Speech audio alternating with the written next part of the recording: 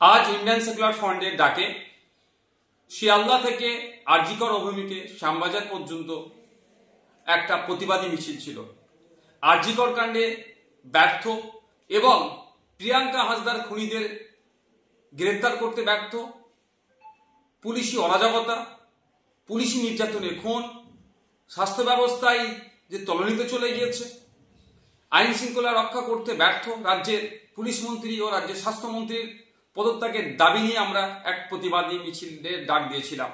কিন্তু সকাল থেকে যেভাবে মুষলধারে কলকাতা শহর এবং শহরের আশপাশে বিভিন্ন জেলাতে বৃষ্টি হচ্ছে, ফলে যোগাযোগ ব্যবস্থা থেকে শুরু করে ট্রেনের যাতায়াতে সমস্যা হয়ে উঠছে, আমরা রাজ্য কমিটির পক্ষ থেকে আমরা বিবেচনা করলাম এই প্রাকৃতিক দুর্যোগের কারণে আমরা আমাদের এই আজকের শিয়ালদা থেকে আরজিকর অভিমুখে যে প্রতিবাদী মিছিলটা ছিল সেটাকে আমরা স্থগিত করলাম।